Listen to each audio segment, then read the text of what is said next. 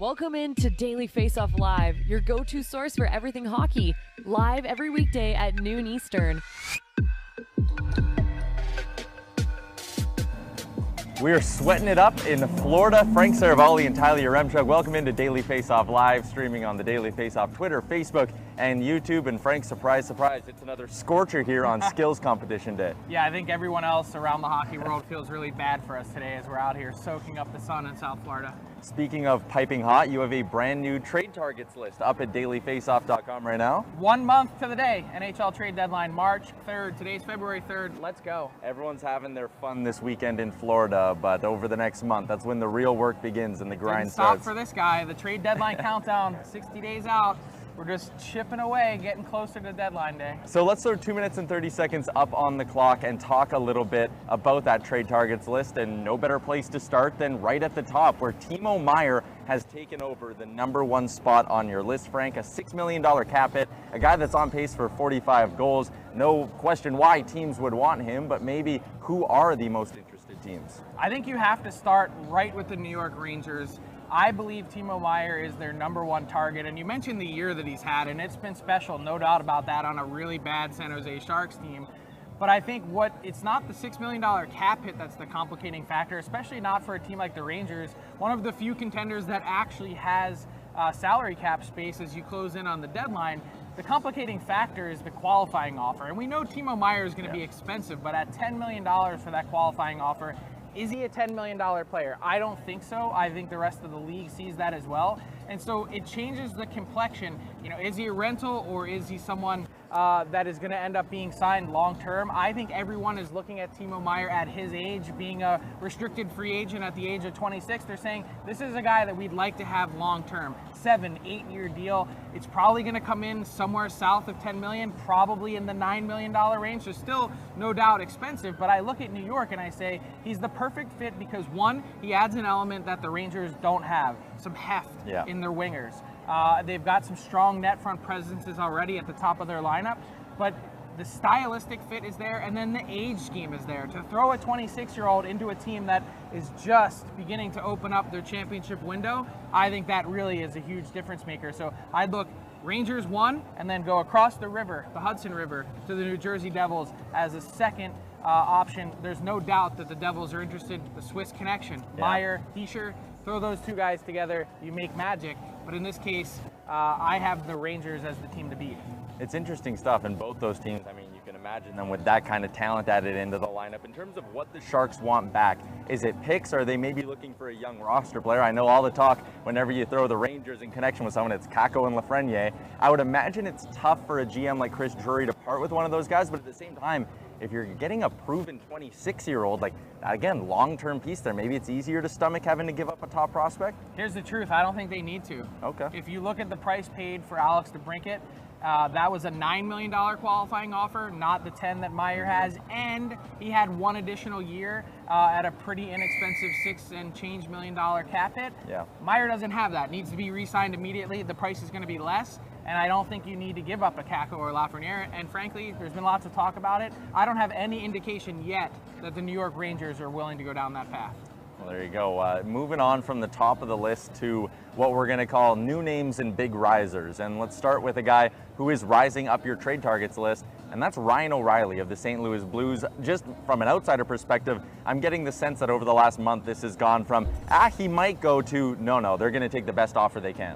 Yeah, I think that's the case, and that's become the reality of the St. Louis Blues season. I think they've remained in conversation with Ryan O'Rielly. I think they tried to get something done.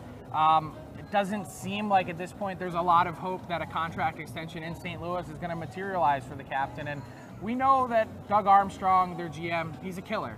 He's going to go out and get the best return possible for that franchise. It's not going to, maybe we should keep it, maybe we shouldn't.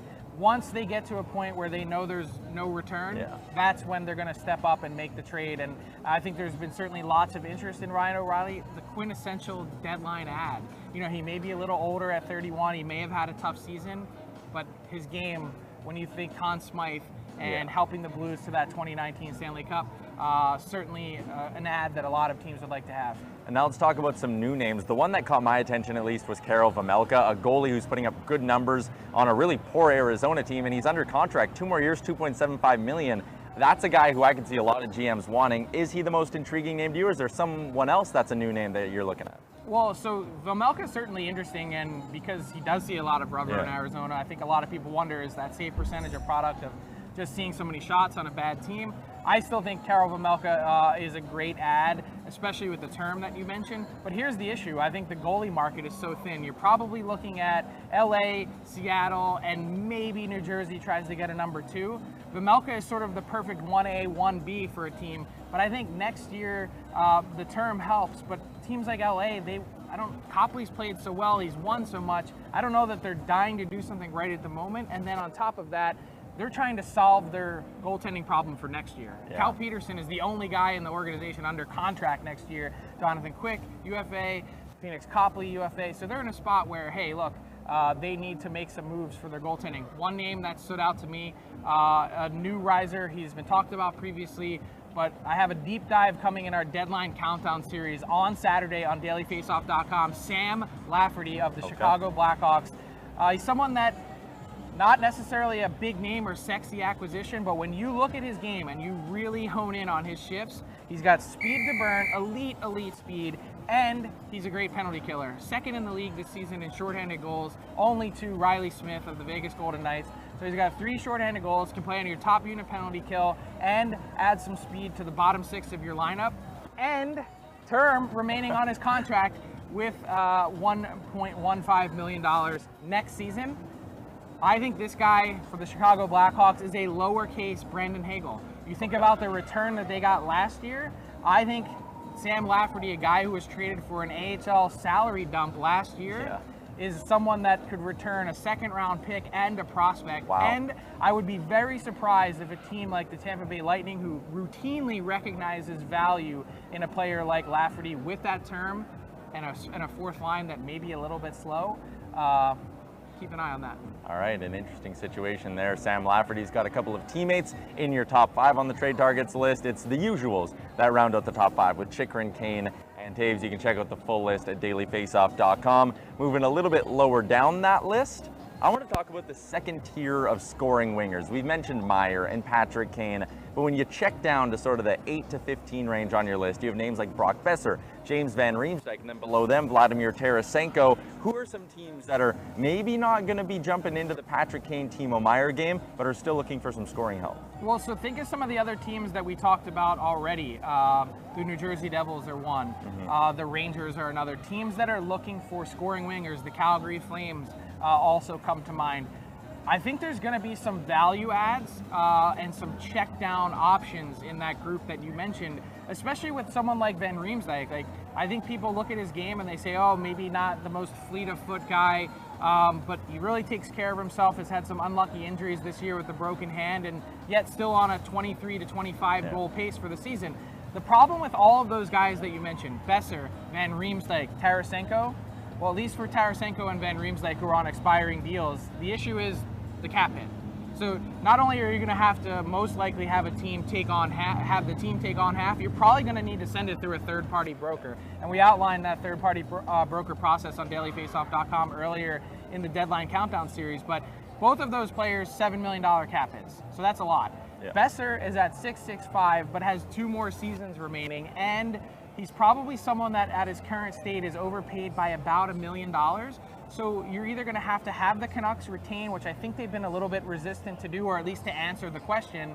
And then after that, you're in a spot where can you take on the term? Can you fit that into your group moving forward? We don't know what the cap's going up yet.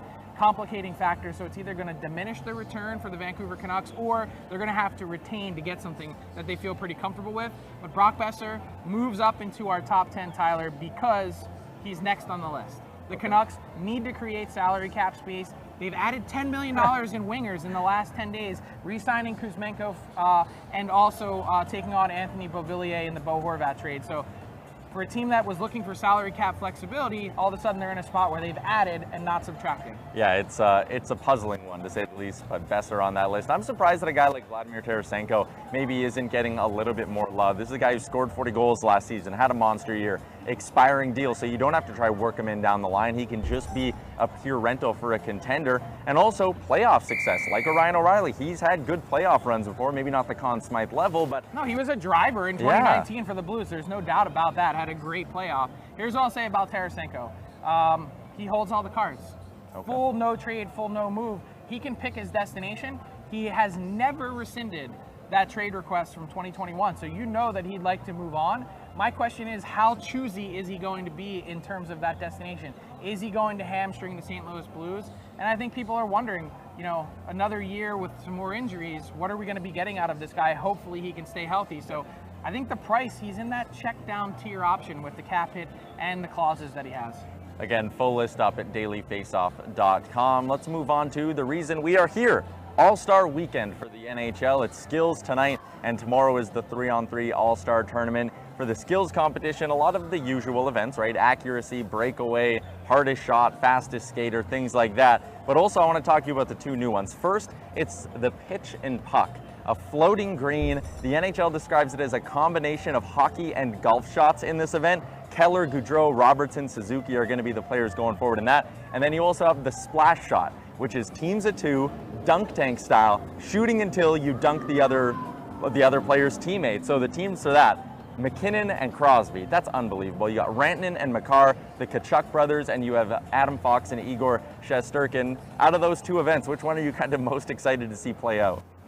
Definitely more the, what is it, puck splash? Puck splash, yeah. Splash shot. Splash shot. Okay, so I don't want to play spoiler, but they actually taped this yesterday here on the beach. So on Thursday afternoon, as the players were getting into town, I'm fascinated to see what the final product looks like, because I heard there were a few hiccups. And so there may be some heavy editing that's involved in order to make that happen. Not telling tales out of school, but these players are so talented. I've heard they were absolutely zinging them and drilling these targets. So maybe there was some kind of malfunction, but nonetheless, to do it, what I'm excited about is to see this backdrop. Like, you know, if you're gonna put an all-star game here, don't go out to the arena 25 minutes east of here, west of here. Do it on the beach. Do it in a great scene, great setup. And I think what's really been awesome being here in South Florida has been to see the fan reaction. Obviously, the beach is getting crowded behind us as we get to midday here. But further down the beach is the All-Star Fan Fest, and there's people lined up. Traffic is snarled. This is NHL All-Star Weekend in South Florida, and it's pretty awesome. I want to ask you something. Connor McDavid not doing the fastest skater this year. That would be his premier event. That would be something that a lot of people tune in just to see how fast McDavid does the lap. Fair or foul on 97 not doing that? I'm going to say foul. Yeah. How many times, and I'd have to look it up, how many times did Michael Jordan not do the dunk contest? I mean, this is, I guess maybe, you know, the other thing that kind of stands out is Dylan Larkin is still the record holder, if I'm not mistaken. So Larkin, until McDavid gets the crown, like I think if you take the crown and you say, look, I've done it, I've set the record, I'm out, I would totally get it. I also get the want to not do it, because to rev up and put your body in that spot. Dylan Larkin was actually talking about this yesterday at the media day, saying, look, I got to stretch, man. Like, I'm going to be stretching throughout the day because I don't want to get into a spot where I hurt myself. He goes, when I first did it, I was 19. He goes, I'm a long way from that now. He said, I'm feeling all sorts of stuff, the pending unrestricted free agent said. So it's amazing how quickly it changes. And McDavid has been to so many of these. I understand the want to, but I also think this is your opportunity to put on a show. You have people watching all around the world. Connor McDavid, this is your opportunity yet again to put on a show. Yeah, why not? Quickly, 3v3, just looking at the divisions, our friends at PointsBet Canada, they do have odds up on who's going to win this thing, because of course they do. They got you covered.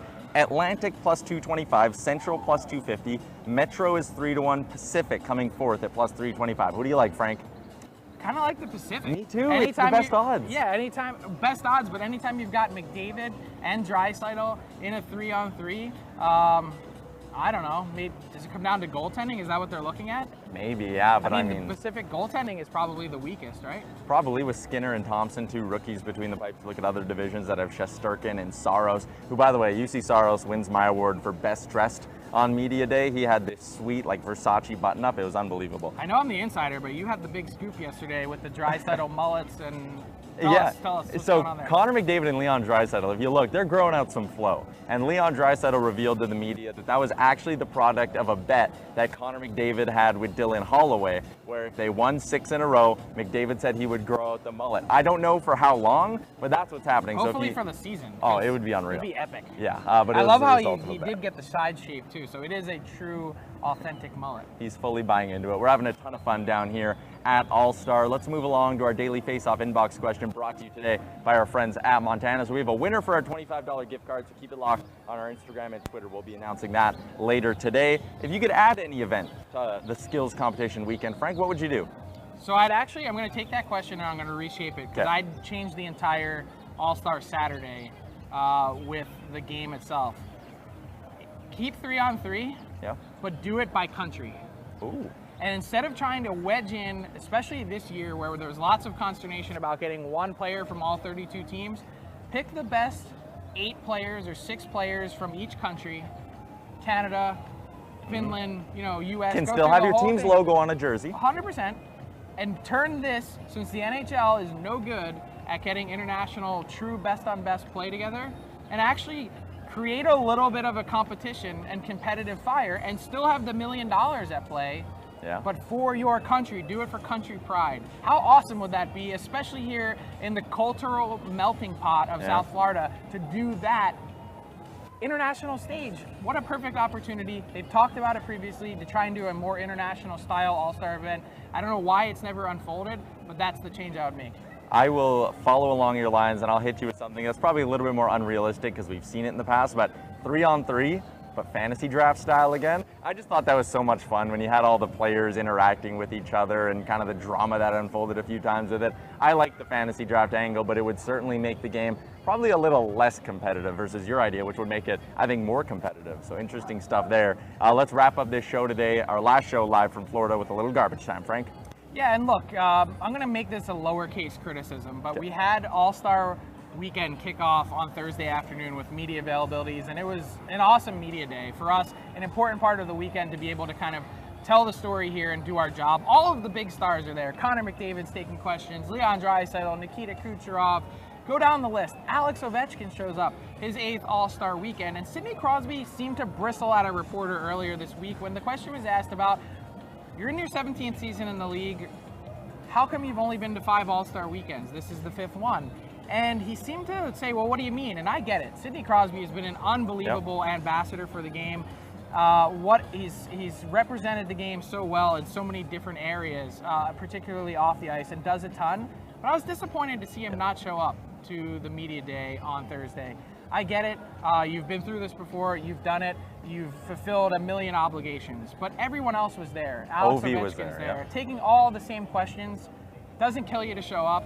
And I just think it's one of those things that it just adds to the completeness of it. And when you're talking about everyone being there and buying in, and we talked about the bye week yesterday and how that's really helped get this all moving forward, I just would have liked to have seen Sid there, because I think it's always great to talk to him. And I think one of the big things is you learn a lot talking to Sidney Crosby. You can never go wrong spending some time with Sid. And so, I just would have liked to have seen him there. I'm with you 100%. Again, it's a small potatoes kind of criticism, but it's just one of those little things for All-Star Weekend as a whole. It's like, hey, he's still kind of the face of the sport, and you don't get to hear from him at all. No one gets to send out clips that go viral of him answering a funny question. Little things like that. I would have liked to have just seen him be asked the question of the popular one yesterday was, what's your favorite Taylor Swift song? Like, have fun, play along. It's 20 minutes. Not going to kill you. Again, not a media complaint, or it didn't make it any harder to do my job. I just would have liked to have seen him there, because I think you learn a lot from him. 100%. All right, speaking of learning a lot, we certainly did with your new trade targets list, and it's going to be a really fun month here on Daily Faceoff Live. Leading up. One month. Let's go. Frank, for us, it's beach time. We're done our live shows for the week, so we're going to go live it up in Florida. Thanks for tuning in today. No one wants to see me on a beach, so I ain't going there. Thanks for tuning in on the Daily Faceoff YouTube, Twitter, and Facebook. Show's also available as a podcast wherever you get your podcast from. Thanks for tuning in. Keep it locked on Daily Faceoff in the meantime, and enjoy All-Star Weekend. Thanks for tuning in to Daily Faceoff Live. Make sure you hit the subscribe button to never miss an episode.